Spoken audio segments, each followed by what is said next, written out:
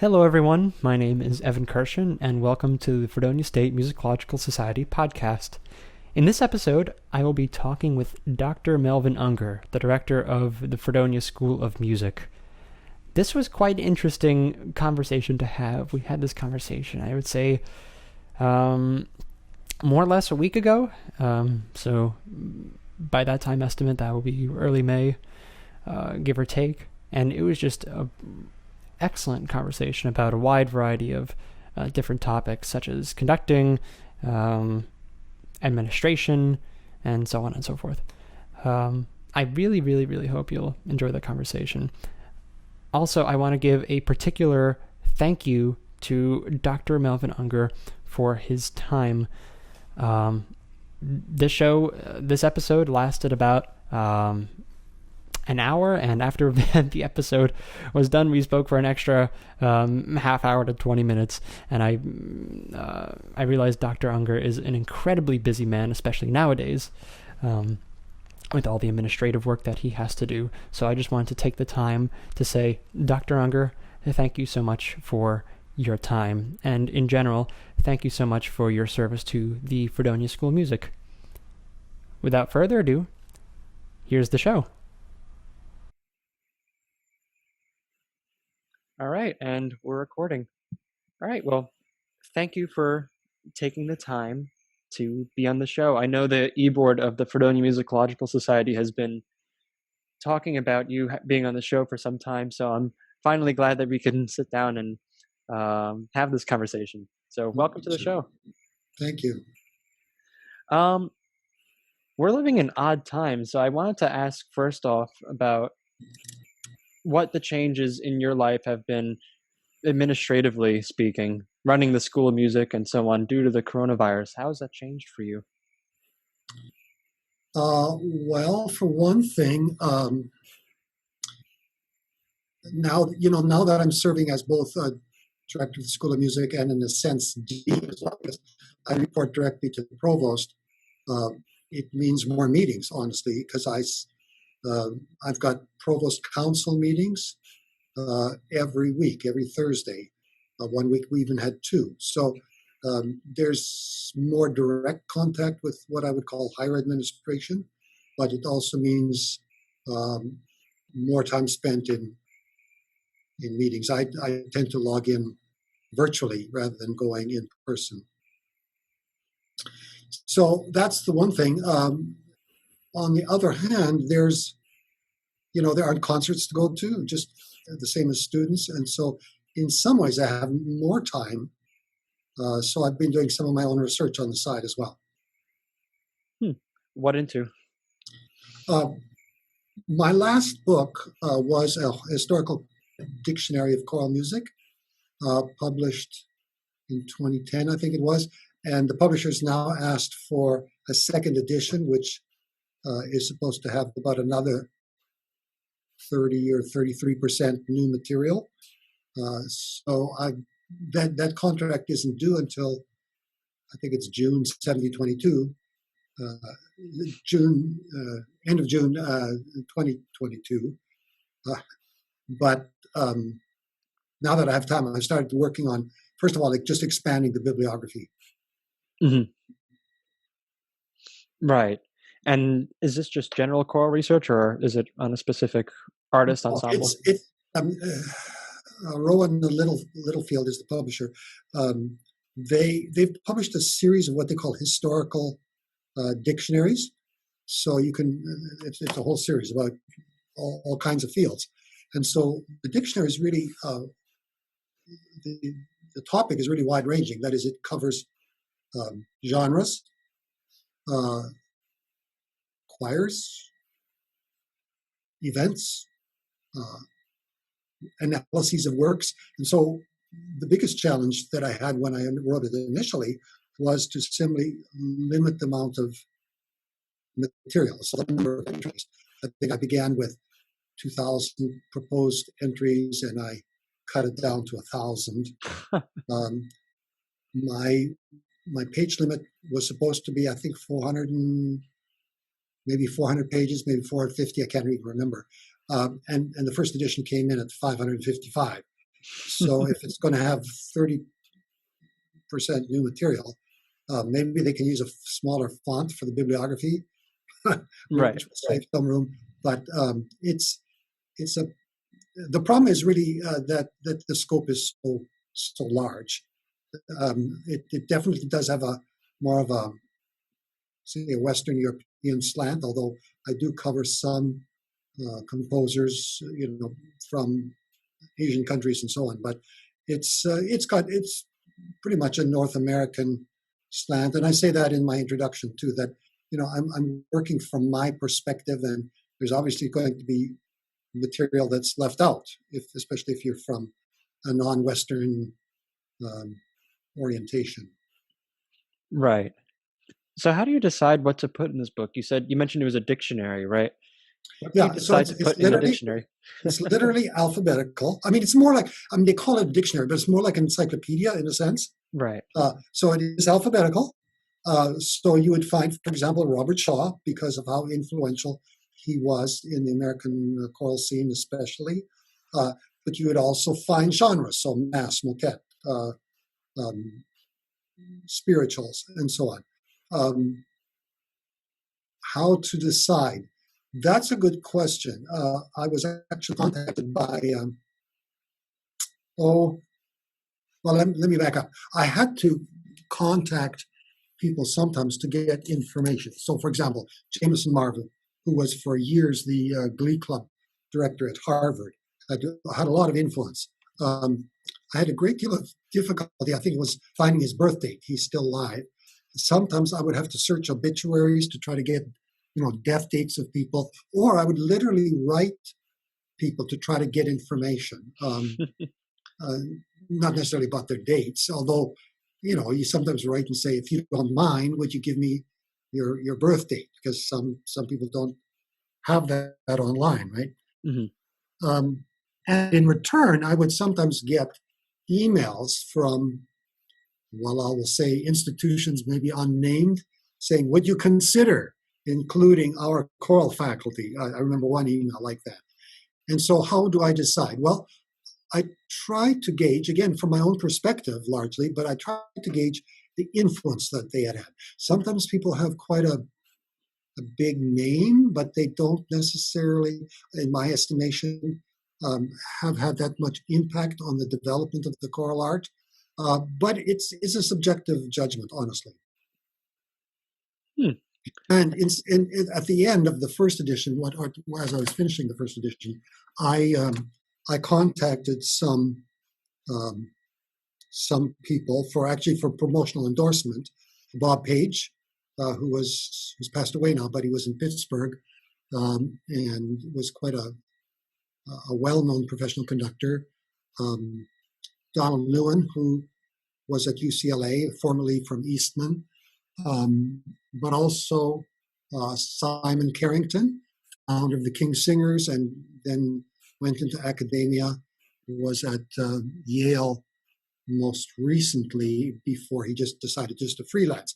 And in return, I remember, at least from Simon Carrington, he said, this is a great work, but, would you consider adding this composer? And I remember this or that composer, he recommended a number of names to consider adding, which I did, particularly French Baroque composers. In his work, he was more familiar with that repertoire than I was. So in some instances, I actually got recommendations from people, some of which I disregarded, and then others I incorporated. Huh. And this is going to be published in 2022 then, yes? Yes, that's the contract date. I think is June. Sometimes publishers take a while. I think in this case, the turnaround would be fairly quick. But as you probably know, sometimes publishers they're just really slow in getting things out. For example, about 5 years ago, I already submitted a long article to a forthcoming book by Cambridge University Press, basically a Bach encyclopedia. And they'd asked me to write two pieces. The big one was an overview article on Bach cantatas. So that was about 30,000 words. And it's still not out, and um, I'm just hoping that, the other authors can get there. I made my deadline, but obviously, either other authors aren't making their deadlines or the editors of the volume aren't, getting through all the material. And so they're maybe held up. I don't know what the status of that is.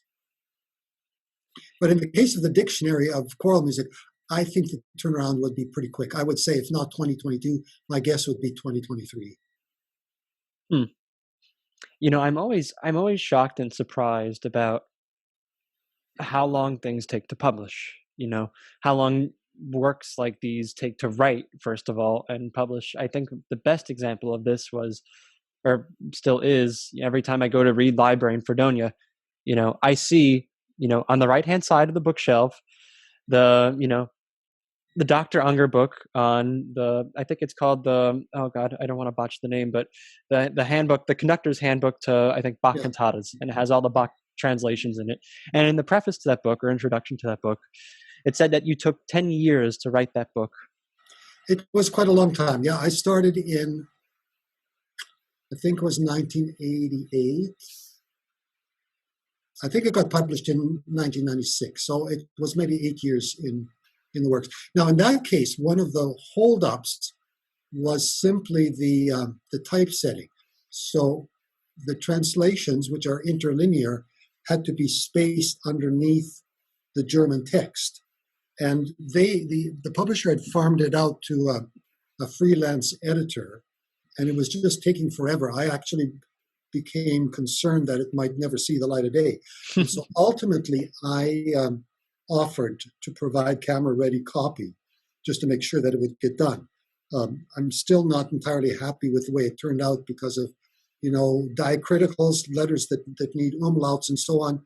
In some cases, especially non-German letters, they didn't format quite the way I would have liked them to. So sometimes the spacing between letters is not, orthographically, I'm not always happy with it. But at least it eventually got out. But it was, I thought it was going to be a 2-year project, and it took much, much longer than that. How do you start on a project like that? How do you say to yourself, okay, I'm going to translate every Bach cantata? Because the book is it's quite a thick book, How do you, it's like, it's a few inches thick, How do you start something like that? How do you start a big project like that? As you probably know, I was a student of Helmut Rilling in the 70s. Rilling recorded all of the Bach cantatas, and at that time, Nicholas Harnoncourt was just starting with his recordings. And so there was a certain degree of conflict, I would say, not between the two conductors personally, but certainly in the sort of musicological, the Bach world, there were those who said, you've got to do it on original instruments. And then there were others that said, well, they're actually not original instruments anyway. They're reproductions of original instruments.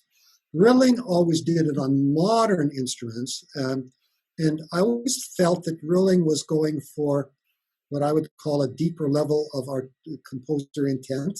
That is to say, yes, we can recreate the sound. His argument was always, yes, we can recreate the sound. At that time, the playing of those instruments wasn't necessarily that accurate. It's got much better. He would jokingly say that, not all the notes would be in tune. So he would argue that you can recreate the sound, but you cannot recreate the listener's ear, because the modern listener has heard so much more dissonant music. So, for example, the dissonant chord in St. Matthew Passion, the Barabbas chord, the Barabam chord, he said would have sounded much more dissonant to the listeners of that day than it would to a listener nowadays.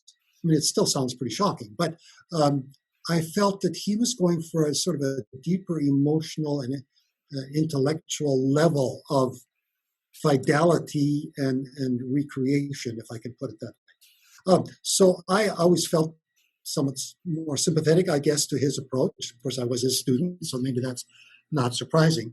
And so I thought, well, wouldn't it be a good idea? Well, let me back up. I thought, some of these recordings, maybe they reproduce the sound correctly, but they seem to miss the dramatic intent of these works. And that comes directly out of the text. These texts were very preachy, moralistic, and in the liturgy served to amplify the lessons of the Sunday. So in the liturgy, the lesson, particularly the gospel reading, would have been read first, then the cantata, and then the sermon. So it was like the congregational listener was being hit over the head several times with a theme of the Sunday, right? Right. The theme being determined by whatever lessons are specified. And so I thought, well, really, for example, if you treat the opening chorus of the St. Matthew Passion more as a dance, it misses the fact that it's a lament. So I thought, wouldn't it be helpful if somebody actually, not a poetic translation, but a literary translation, an interlinear literal translation, with perhaps a few adjustments so it makes sense in English. But then also the complaint against many of these texts, which is that they're outdated and they're moralistic and so on. The fact was much of the material was really sort of recycled biblical allusions. And the listener of that day would have understood it.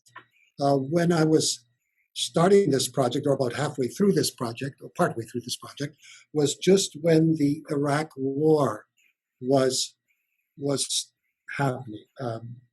And one of the phrases that was very popular at that time in political discourse or just popular discourse was, because Saddam Hussein had said, if you attack, I will give you the mother of all wars. And so this phrase, the mother of all, it's a little bit like when we hear political discourse now say it's a dumpster fire of this or that.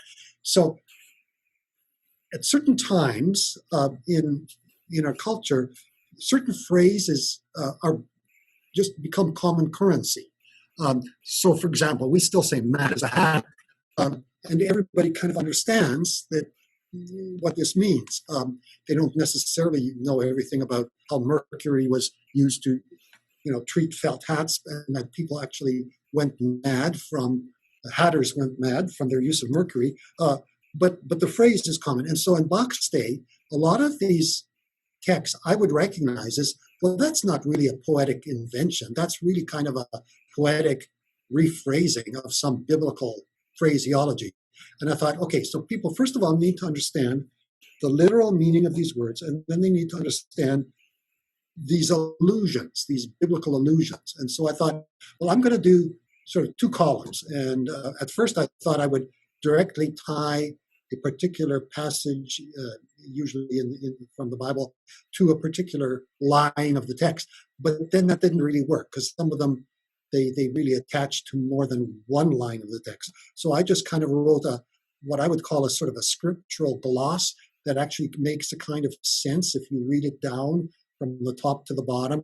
And it in a sense, follows the sort of thinking that a preacher might have followed in the sermon. And I thought of it from a conductor's perspective. So you called it a conductor's handbook. That is what the name that I originally wanted to use. But the publisher said, oh no, this will have much broader interest than just from conductors. And so we dispensed with the term conductors, and we just called it a handbook to sacred cantata text with interlinear translation. That's quite fascinating, because I suppose you don't think about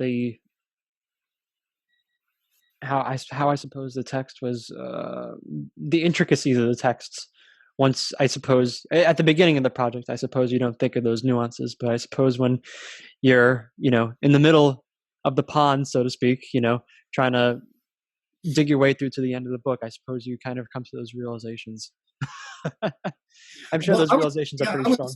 I would say, like, to sort of summarize, I was writing in some degree in reaction to a preoccupation on surface level sound. I wanted conductors primarily, that was my first intent, to think about the theatrical dimensions of these texts and how Bach used the ideas in the lyrics. He didn't compose the lyrics himself, but the lyrics had to always be approved by his boss, the superintendent, and how Bach used the text to generate musical ideas. So it was intended as kind of the first step in a study of text-music relations, so that conductors or performers, but also listeners, could look at this and say, "Oh, okay, I get why Bach is doing this. It comes out of this dramatic text, and some are more dramatic than others, but often it comes right out of the text-music." The text-music relations are, I think, really key to understanding them. Right. You mentioned before that you, when talking about the book, that you studied with Helmut Rilling, right? And if I'm correct, then you studied with Rilling right after doing your undergraduate work in Saskatchewan. Would you Right. mind just talking a little bit about being a student of Rilling? What was he like? What was it like studying in Germany during that time? Well, as you know, as having studied there yourself under a scholarship from the Deutscher Akademischer Austauschdienst. So I was, well, let me back up one step. When I had started as an undergraduate at the University of Saskatchewan, I was pretty green. I mean, I'd come from a farm background. I had not had piano lessons. I had to teach that basically to myself.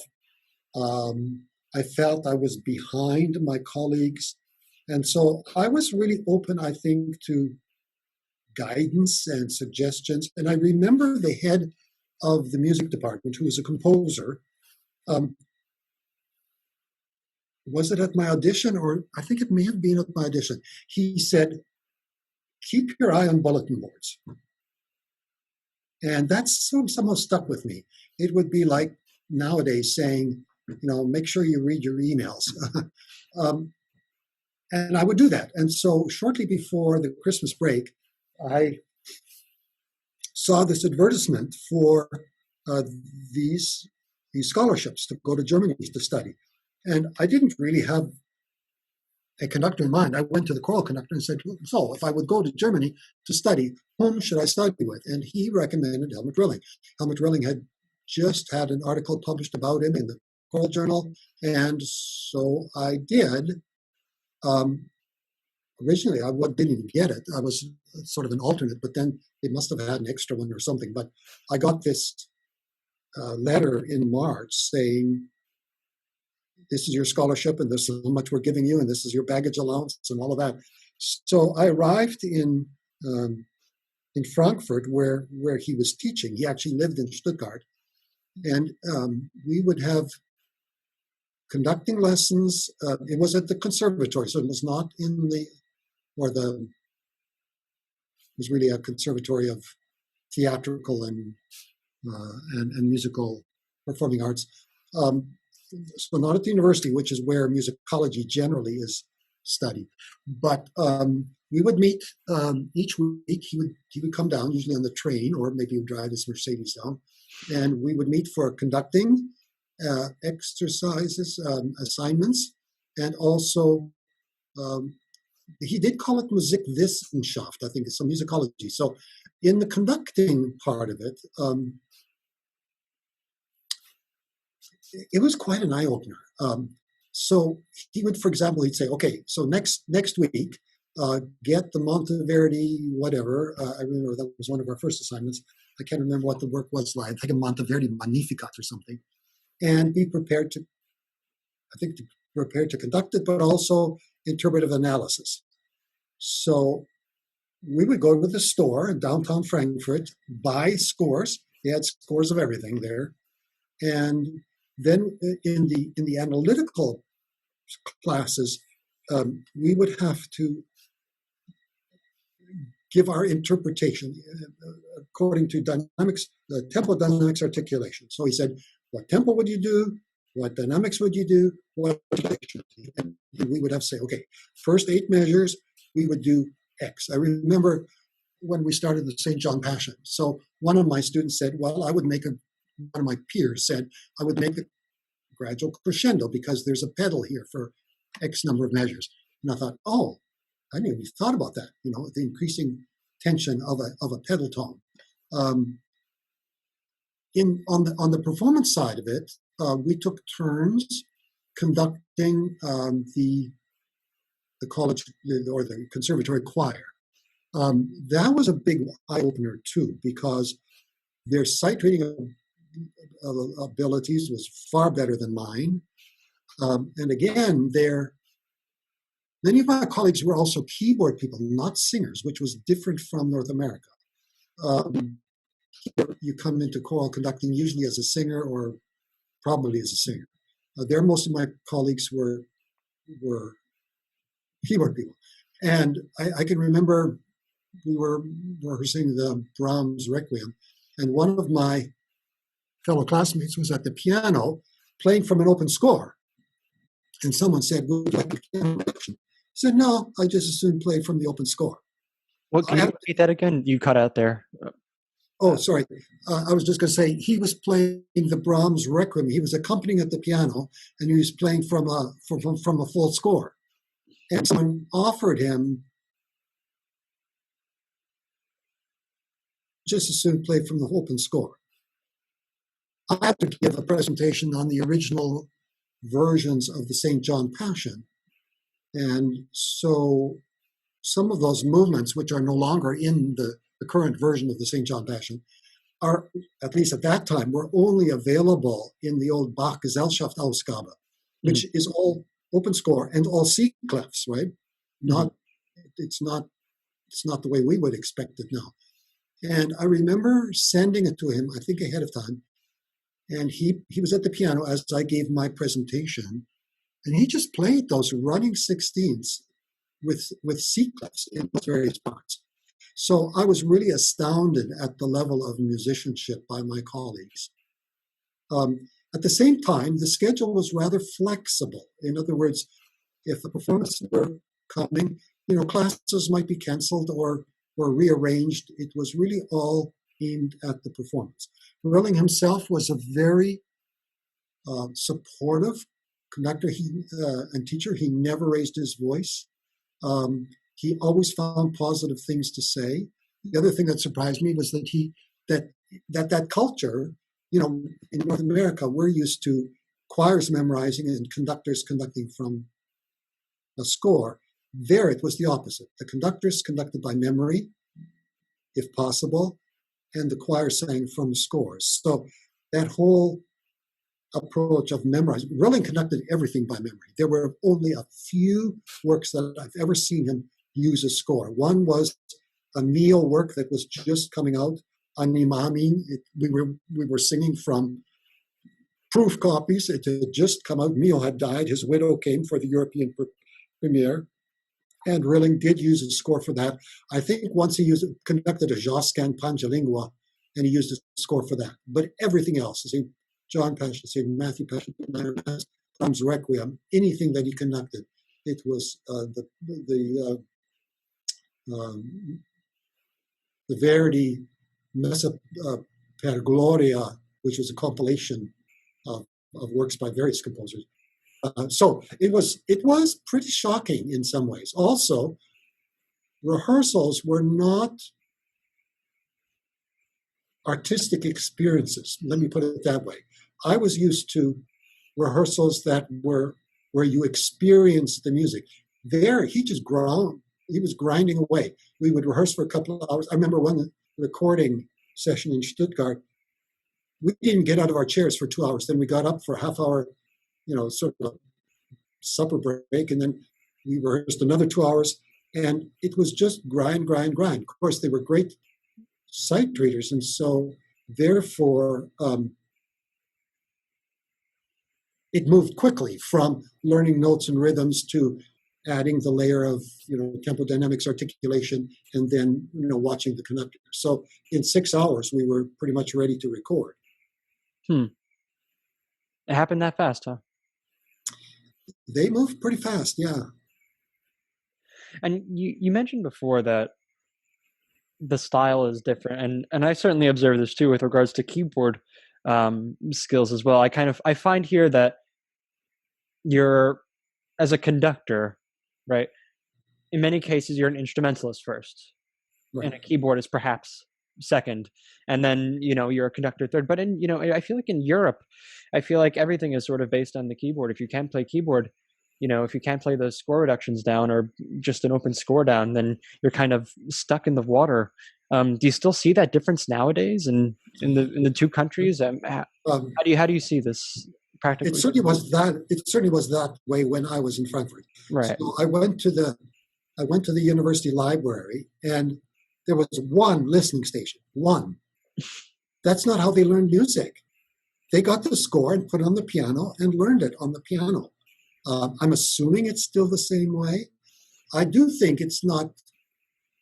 I mean, it's silly of us not to use technology. So we now have programs like Sibelius or Finale, and so if I work with a choir where maybe they aren't such great readers, I don't want to insult their sight reading abilities. But sometimes if I've had to arrange the piece anyway, it's easy to either give them a Sibelius file or make a MIDI file out of it, and you know, there are programs available, or you can now from like say the what's it called?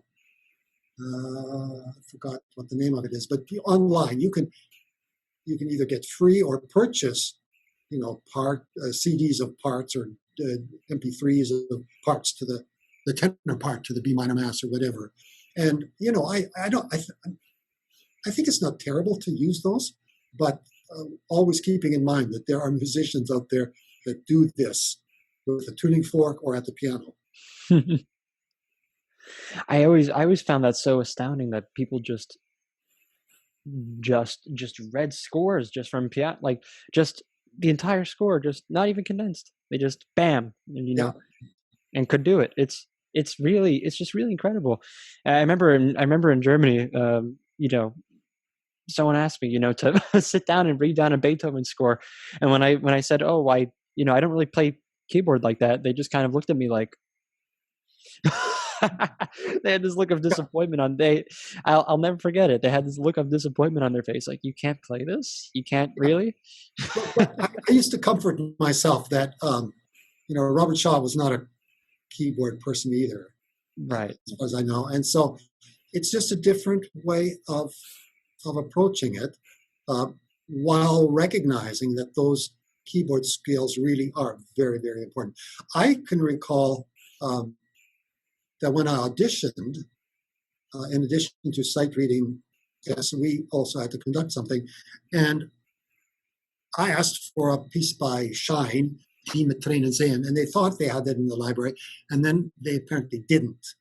I said, well, what about, I think I just conducted as an undergraduate the third of the Debussy Trois Chansons, and I said, well, what about that? Yes, they had that. So I got up there, and they sang it they sight read it in French without anybody at the piano. I assumed they would need somebody at the piano, or maybe we would do it on neutral syllables or something. No, they sang it in a language that was not their first language and without somebody at the piano. So that was an eye opener.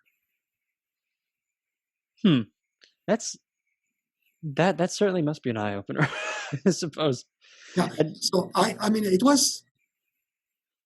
it certainly changed my view of how things might be done. I might also say that it took me probably 10 years after that experience where I decided, okay, my gift is not memorization, mhm. and I don't think I need to memorize a score. I simply don't memorize as quickly as other people do. So I think each person has to find their own way. But it's good to experience a completely different culture, because then you can always go back to your own and your own style of training, or your own educational system, and say, okay, but I'm going to take with me the things I learned over there. Did you do that right after you came back from Germany? Did you sort of apply that to the choirs you were working with? And how has that application changed also over time now that you conduct choirs in Fredonia on the collegiate level? Well, first of all, when I came back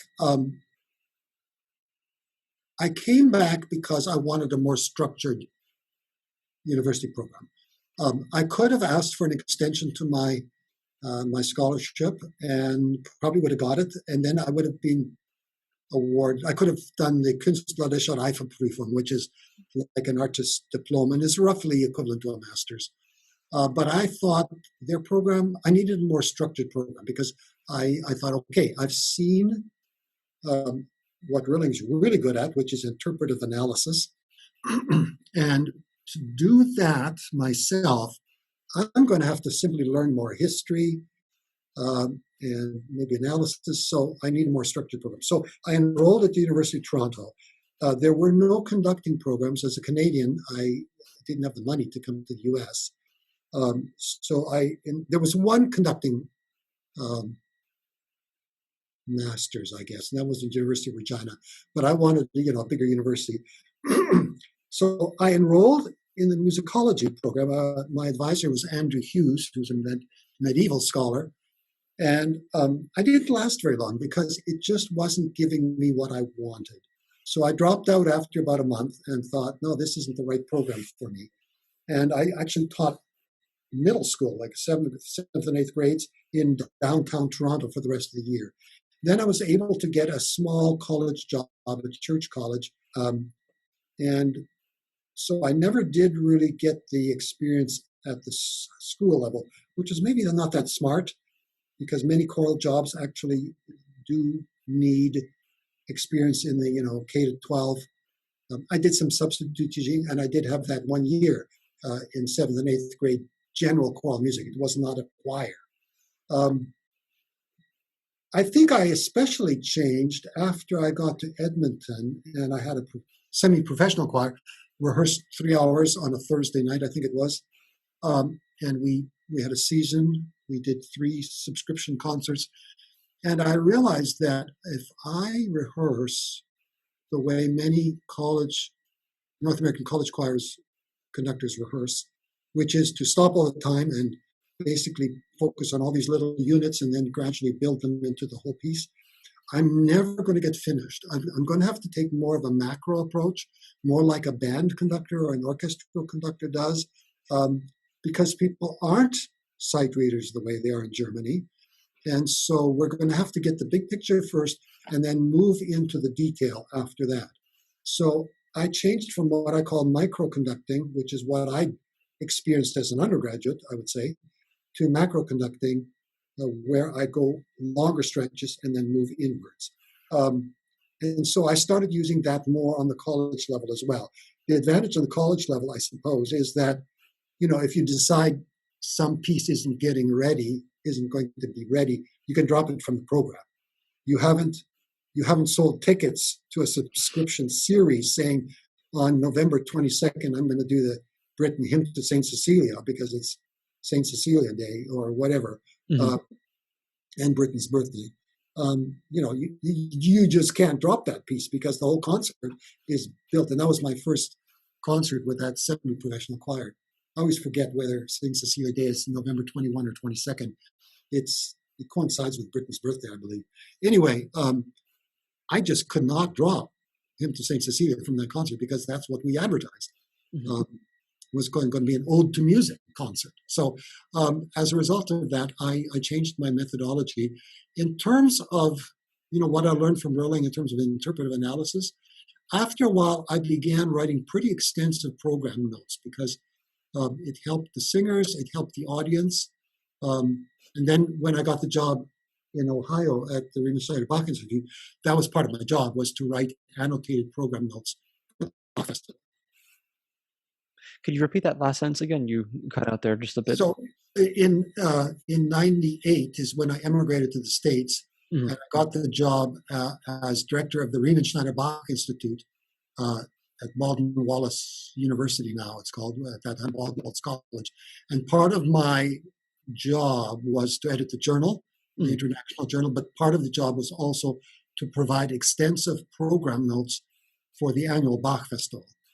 So I really was Ah, leaning on what I learned from Rilling about, interpreting these works and explaining how the music works and why Bach did what he did. right. Now, what's it like being in that sort of Bach chair at, Baldwin Wallace University? You're the Bach guy at Baldwin Wallace University. What do you do other than writing the program notes for the Bach Festival, or is that a full time job, or No, it how was is that experience for you? basically 50% of my job was being director of the institute, which involved really three aspects. One was editing the Bach Journal, which came out twice a year, and it's still being published. We sent to about 600 libraries around the world, and also individual subscribers. So that was soliciting articles and then editing them. And so I became a pretty good editor, I think, especially if someone's writing whose first language is not English. They may have good ideas, but it doesn't read very well in English, and I'd have to really edit them fairly thoroughly. Um, Part of it was overseeing the Bach library. They have a pretty extensive library of rare things, not just Bach things, but they have, for example, 13 of the original performing parts to Bach Cantata 174. Some of the other parts are scattered around the world. Stanford University has a part, and the University of Tübingen in Germany has some of the other parts. But that alone is valued at about $3 million. But they also have other things like Glinka's, a first edition Glinka, Life of a Tsar. They've got some Brahms things and just Renaissance things. So a collection of rare things, plus other, they have collected editions too, which are not in the vault. The collected editions of Schoenberg, for example, of Schumann, and so on. So I was in charge of the library. There was another music library there as well. Students tended to use the other library primarily, but for research, they could also use the Bach library. And then the third piece was writing the program notes for the Bach Festival, which included, they did the three main Bach choral, instrumental choral works. So one year they would do St. Matthew, one year they would do St.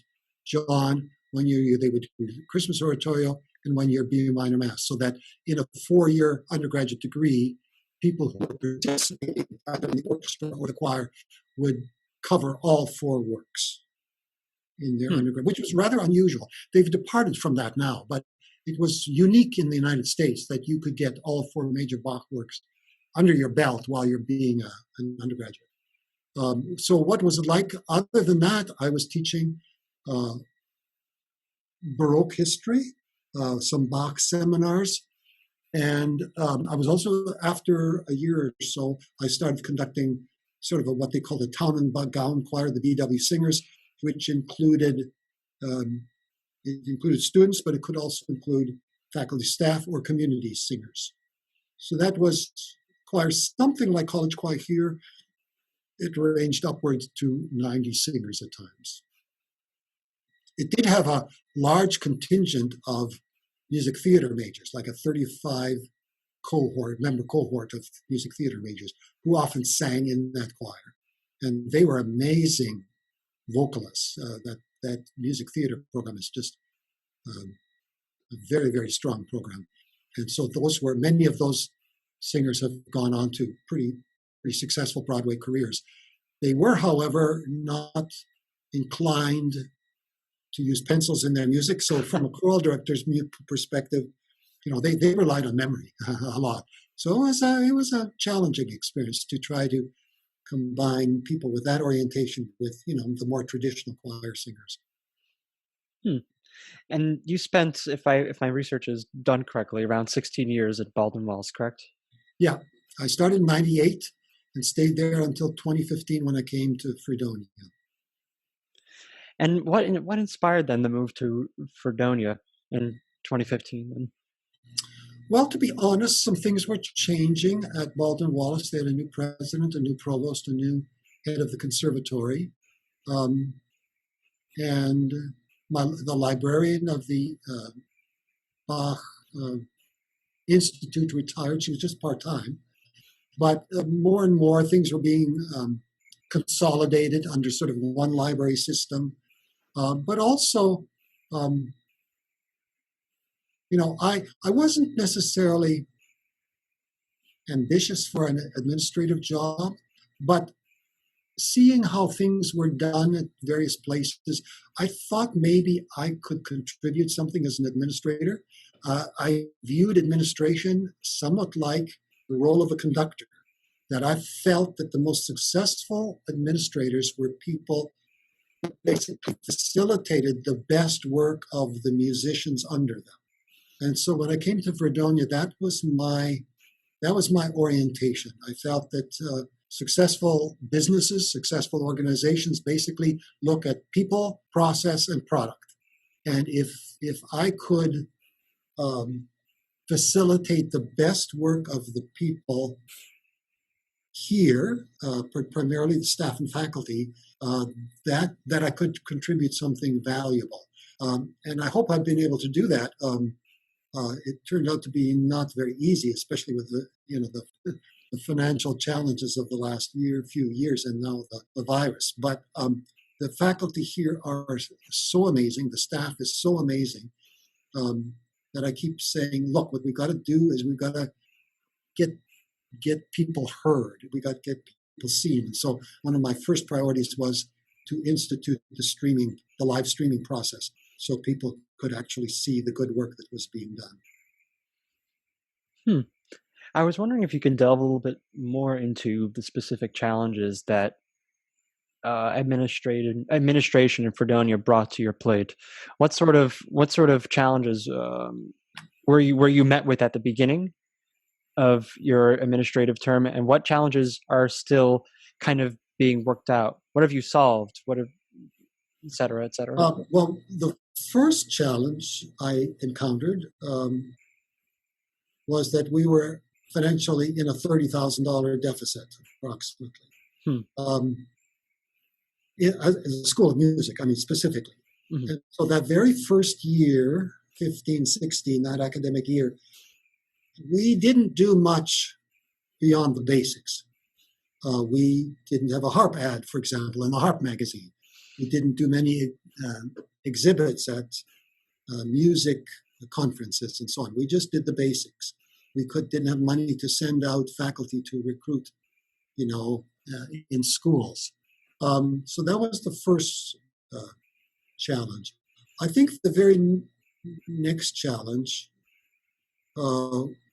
which became pretty clear to me by, I think, probably November of that year, was the adjunct budget. We rely a great deal on adjunct faculty. And they don't get paid very much. I mean, if they're part-time, they're getting $1,000 or a little more per credit hour, which comes to $12,000 a semester, $24,000 a year. They have to work elsewhere to make a living. And when I started, there was a new union agreement, a HARP agreement, the Handbook for Appointment, Reappointment, and Promotion, which had as one of its mandates that part-time faculty could not teach more than 12 hours. The rationale, I think, was twofold. One was we don't want to take advantage of our part-time faculty by pressuring them to teach more than what's considered a full load. And the other was we want to safeguard the quality of instruction. If a faculty member is teaching much more than that, can they really do a good job? That's the question. The problem is that for these folks to make a living, they have to teach more than that. So they either have to teach more at Fredonia, or they have to have more private students, or they have to teach at another institution as well. And so I had faculty coming to me and saying, I need to teach more. We were able to get some exemptions from the rule, and right now that we've got some exemptions for current faculty as well. So that was part of it. When budgets get tight, you can't just fire staff or faculty. They've got tenure, right? Right. There are processes for reducing staff and faculty, but they're pretty involved. And because we're a unionized campus, rightly so, there's a whole process that has to be followed. So the easiest way to cut money from the academic budget is to cut the adjunct budget, which is the money from which our lecturers are paid. We have about 10 people who are full-time, but they're paid a salary, but they're not tenured or tenure track. And then we have all of the part-timers. So it's easy to say you must stay within this budget. How do you stay within the budget? You either cut electives or you increase caps so that fewer sections are offered of the course. Or ultimately, you maybe start changing the curriculum, saying, we can't afford to teach all of this. The systemic challenge is that we are a fairly large arts unit, and I would include, theater and dance and visual arts, new media, in a relatively small university. And it's the arts that have been most successful in attracting students. And so when enrollment goes down, our enrollment hasn't gone down very much at all. But when the university doesn't have the enrollment anymore, and they have to find a way to balance the books once the reserves are spent, pressure comes down to the arts unit as well, saying, do the same, but do it with less. And that's a really, really great challenge because so for next year, for example, we have increased the caps in some courses. Oral skills and theory, the cap has gone up from 25 to 30. Will that affect the quality of instruction? Well, maybe it will. We wish that across campus they would increase their caps too. I think that would only be fair. Our faculty are working very hard. Union rules say that if faculty elsewhere haven't had to do something previously, you can't increase their workload. That's called past practice. Past practice is that you only had to do X amount of work, which means that there isn't really an equitable load across campus. At the same time, we recognize that the School of Music, with our one-on-one instruction lessons, is expensive. So that's the challenge. I would say budgetary challenge. We have some personnel issues sometimes, but honestly, the budget issues, I think, are the main ones. That must be a difficult weight to balance, I suppose. The whole balancing the budget thing. I certainly can't imagine doing that with the school. Deciding who to cut, deciding what classes to increase the cap for, and so on and so forth. How do you make those decisions? With I'm assuming in conjunction with a executive board of some sort, yes. But how do you come to those decisions of what to do? That's a great question because sometimes we want to consult, right? Mm-hmm. With shared governance, governance, it is important that the faculty have a say. But there's no question that they say, well, quality of instruction will be impacted. It's true. Sometimes these have to be made just sort of by executive decision, so that I and the associate director and we take a stipulation from the provost saying you have to cut so much percent, and we say, okay, we can do this, we can do that. So we've had some meetings with some area heads, and ultimately I've taken some of their decisions. So for example, the decision to say, we're going to waive Music Ed 291, music technology, for certain programs. That was actually a suggestion that came out of a small meeting of a small group that I convened. And we, as a group, just decided, well, I guess I could say I ultimately decided, yes, we're going to do that. That's for now. We can do that for maybe a year. But if it's a curricular change, we have rules about that. There's a curricular process. It has to go to the curriculum committee and so on. So if that's going to be a more permanent change, I might say also that that was something that was questioned or suggested. That course was questioned as whether it was necessary by our NASM visitors. They had noticed that, they had said that in their own institutions, technology is mostly incorporated into existing classes. In one case, they'd actually done away with the technology lab. Well, we don't want to do that. But since that had come as an NASM suggestion, we decided to do that as a way of basically financial triage right now. But if it's going to be more permanent, then it has to be, there's a curricular process for this. Could you mention for the people listening what NES, can you repeat that acronym again? What does that stand for? NASM? Yes. Yes, that's the National Association of Schools of Music. So we're accredited, or I should say the university actually, is accredited with NASM, and this year was our 10-year reaccreditation process. Part of that process is for them to send visitors, and they came in October, attended classes, looked at our files. We had to submit a self-study, which was hundreds and hundreds of pages long.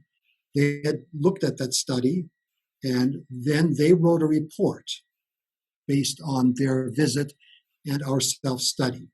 That report then goes, well, first of all, it comes to us, and we can write an optional response. They have a number of concerns that we should address.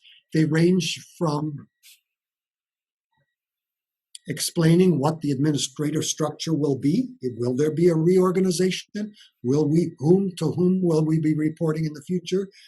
To we're not spending enough, or the university is not spending enough on the music resources in the library annually, to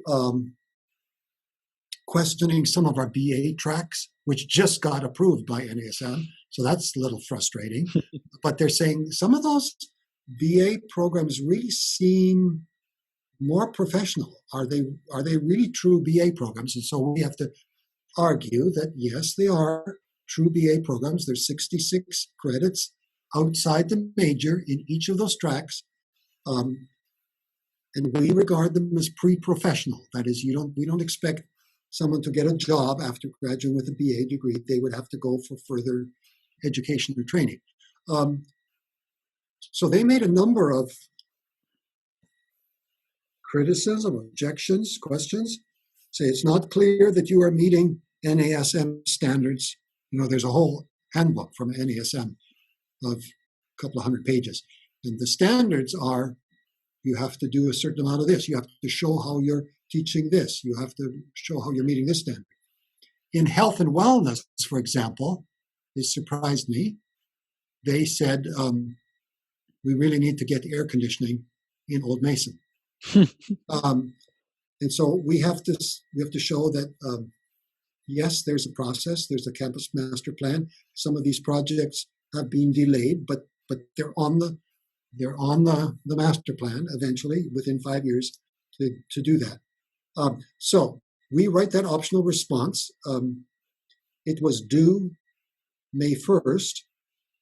Then in June, they have commission meetings where the commission, the accreditation commission, looks at our self-study as well as the visitor's report, and then they decide what areas we're still not in compliance with. Mm-hmm.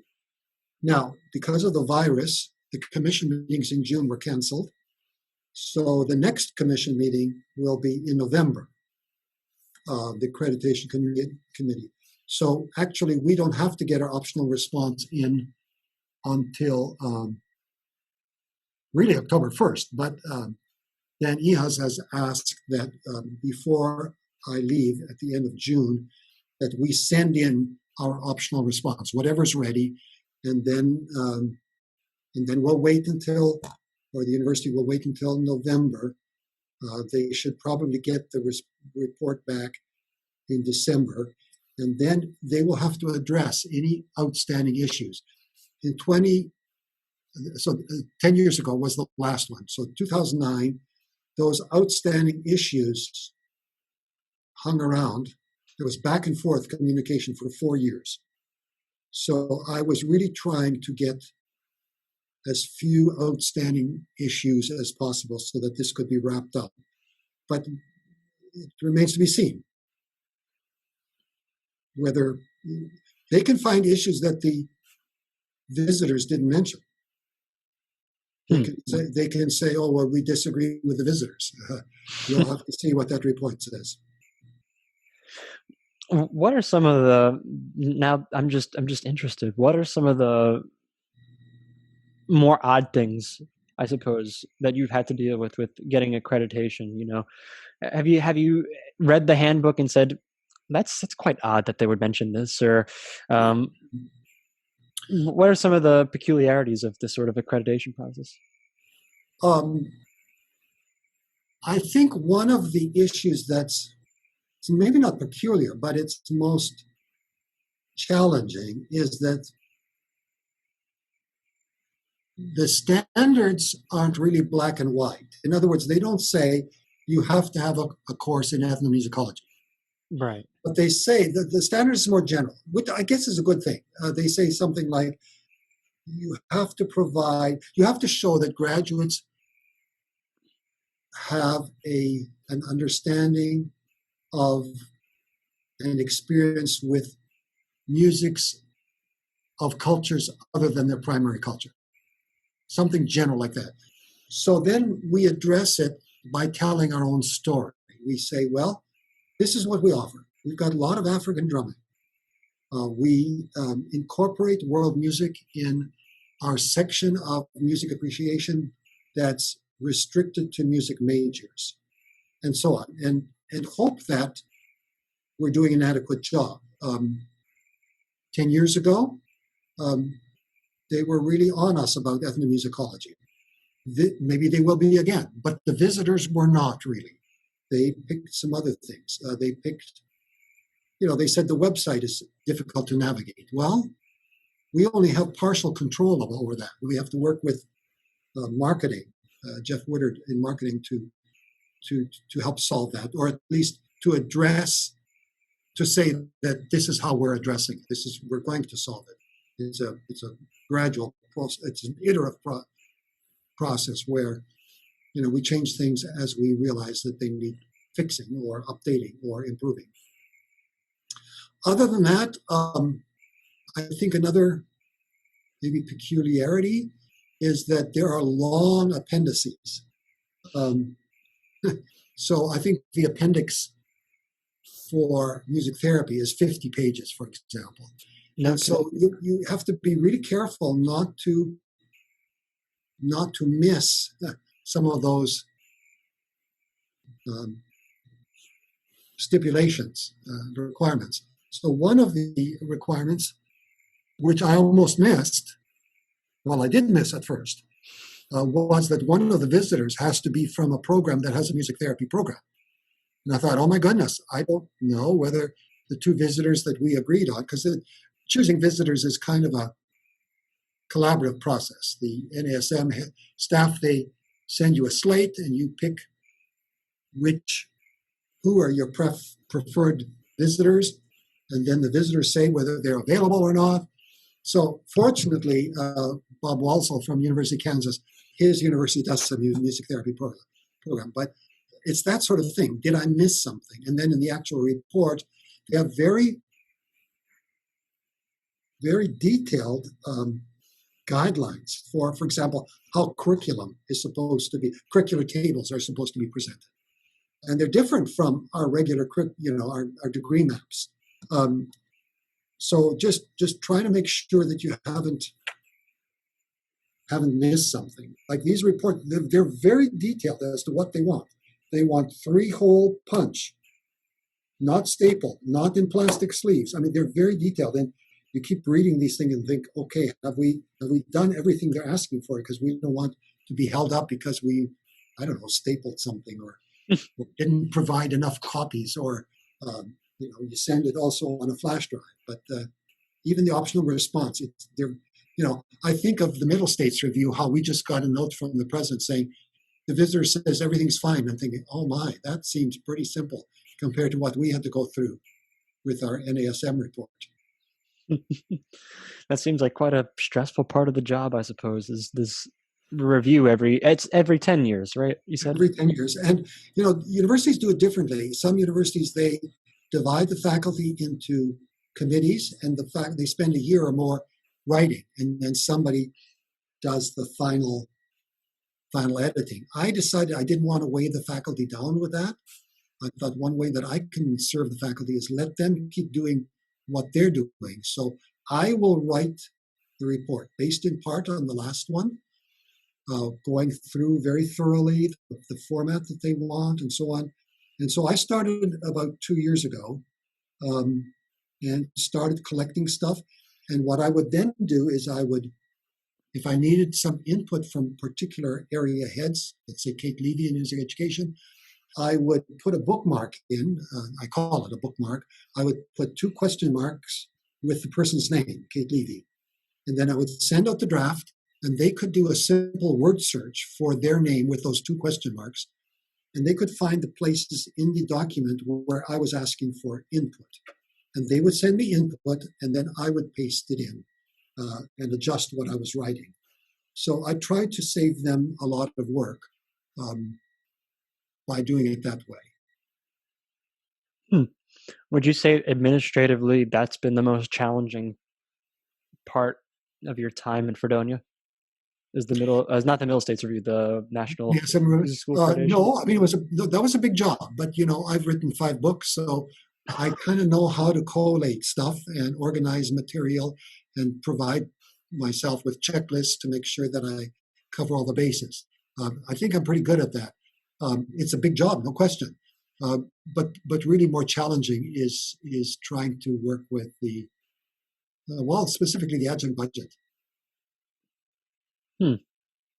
Because we're trying to deliver the curriculum that we have, and we're trying to do it fairly. Honestly, when we cut things, the cuts always come on the backs of the part-timers, because it's their income that gets reduced. But we've had really good cooperation, I would say, from faculty and staff. We really have a very fine faculty, and so that's the most painful part. Right. To kind of cap this interview off, this is your last semester at Fredonia. You are retiring as director after the end of the semester. So with that sort of, I suppose, reflective mind state, what would you say is or was your singular favorite moment at Fredonia? Do you have one? That's a good question. It was a tragedy when Dr. Gerald Gray died. He went on sabbatical a couple of years before that, shortly after I came. He asked me to fill in with the chamber choir while he was on sabbatical. I think maybe in my second year. I was still learning the ropes, how to keep track of the budget. And so I reluctantly said no. I said, I don't think I can handle it. But when he passed away, I was more secure in the role. I had a better handle on how to track the budget. I had created all kinds of spreadsheets for myself that allowed me to be more efficient. And so that's when I took over the college choir. And Dr. Huff said he would prefer to have the chamber choir. So I said I would do the college choir. And so it was a real joy for me to actually work with students in music. So I think probably the highlight, it was maybe not a single concert, maybe the last concert we did.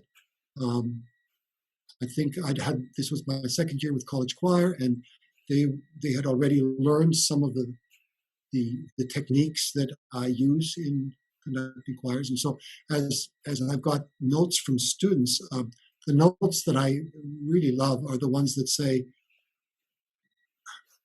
I'm going to use some of the things you taught us when I go out in the field, or I've learned a number of uh, techniques and perspectives, and I've learned to think on my own. So for me, that's probably the highlight. Hmm.